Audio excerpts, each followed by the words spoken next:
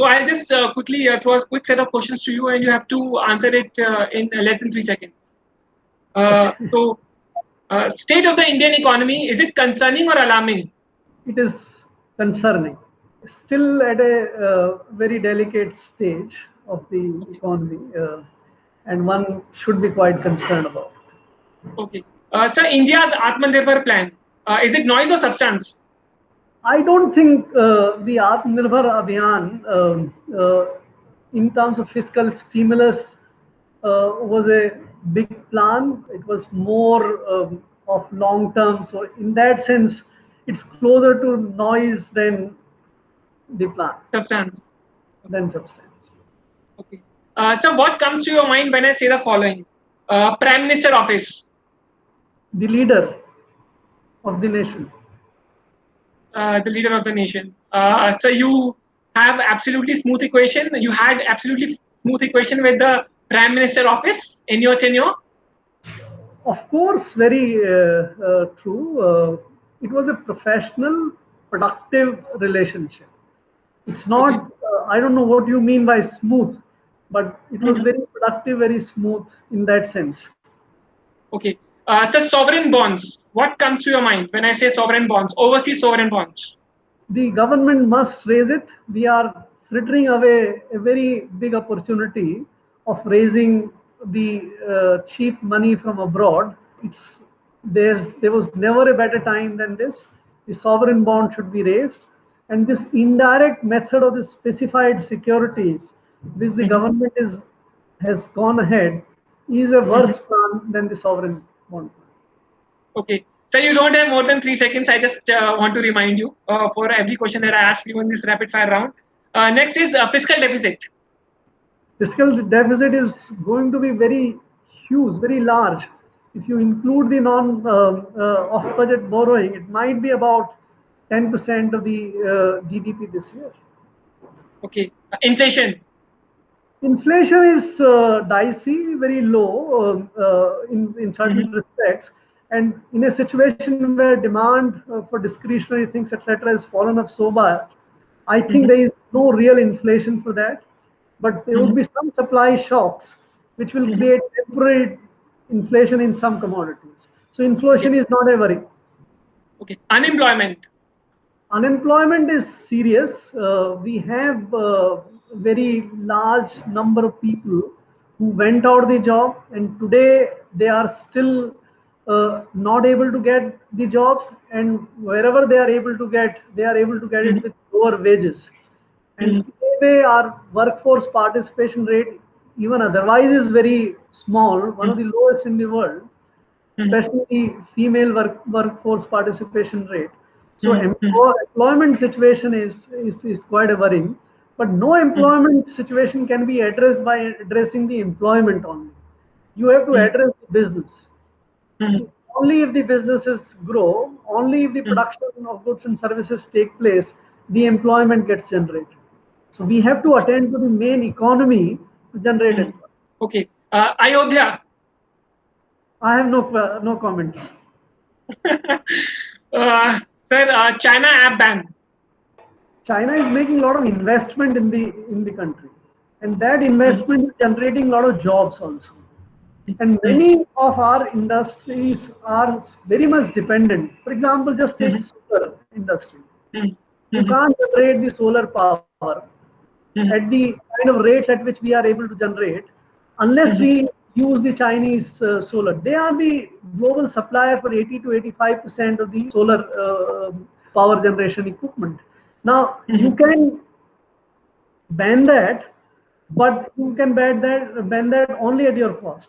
But the apps are more of consumption. I think we are technologically quite advanced. Unfortunately, we have not been able to create the kind of applications which the world has created, China, West, etc., WhatsApp and all. But it is not something which cannot be created. So I think that ban might work, but we should be able to distinguish between these two. The real investment we should allow, the this consumption kind of service investment through apps, etc., which can perhaps you can live with this ban. Okay. GST compensation issue. Must be paid, no questions. Okay. Capital gains tax. It must not be brought back. Let it remain where it is. There is Okay. no reason for capital gains not to be taxed. It's an income. Why is this income which accrues to the rich relatively should be Mhm. subjected to no tax, whereas the salaried income is subjected to a Mhm. tax? So I have Correct. no justification. I see no reason for capital gains tax to be abolished. Dividend distribution tax. That has been done. I think what has been done is very well. So dividend distribution tax was a administrative problem today, and it was also unfair.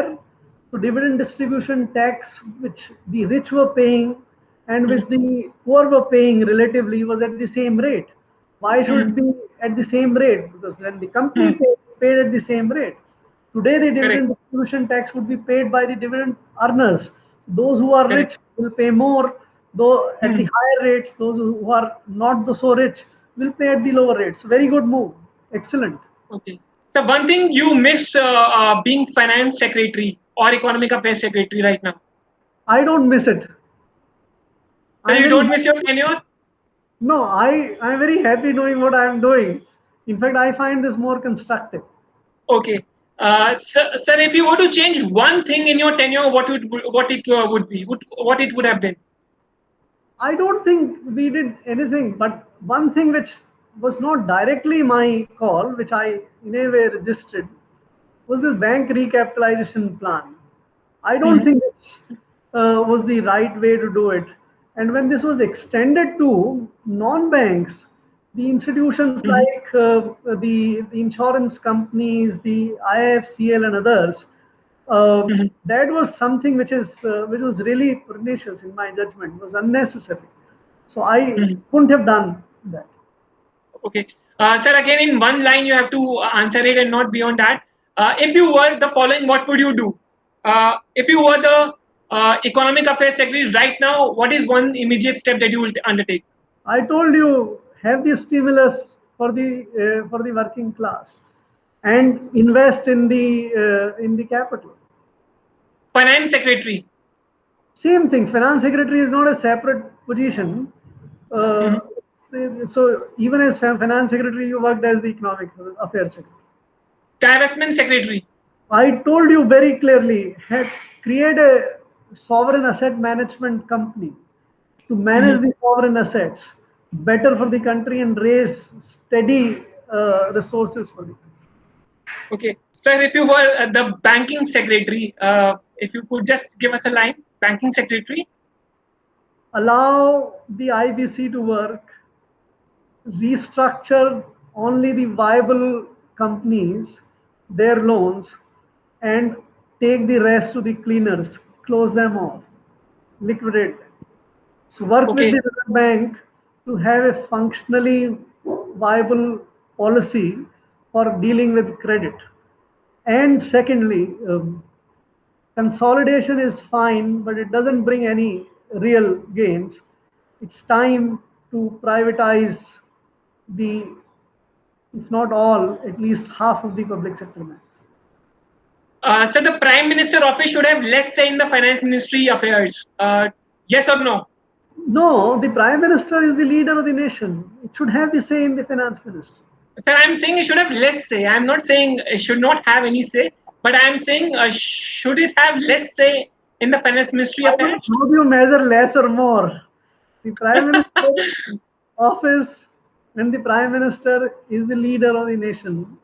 He is the chief executive, right, Mhm. of the government, and anything, whether in the finance ministry or elsewhere, Mhm. which is critical policy issue, the prime minister has to be in the picture. Okay. So last is on a scale of 1 to 10. How much rating would you give to the current finance team in dealing with the pandemic? No, 7 is mediocre. I don't find this rating business worthwhile. So I don't rate. So would you rate it below, if not a if you're not a figure or number, would you rate it below average, above average, or average performance by the finance ministry Rating in is dealing with not the a pandemic? rating is not. We should discuss the policies and the programs and the decisions. not the performance. That's for somebody else to judge, not me. Okay. So last thing I want to close this with is one thing that you would love to do in the pandemic, this point in time, or a skill that you have learned other than your India economy reading as well as writing blogs at your portal. So Yeah. that's my best engagement. I'm trying to understand the economy in more details, more comprehensively, and that's what I'm loving it. And if I'm able to sort of translate or bring out my understanding of that in the form of these blogs or otherwise, I think I would Mhm. be a happy man. Okay. So last question: if hypothetically finance ministry were to recall you back as economic affairs and finance secretary, would you go? It's a hypothetical question, right? To which you can answer yes or no, sir. So hypothetical questions need not be answered. All right, sir. That's where I leave. Thank you so much for your time. It's a really fun for us. I really appreciate your time, sir. Yeah. Thank you very much, Manu. Thanks a lot.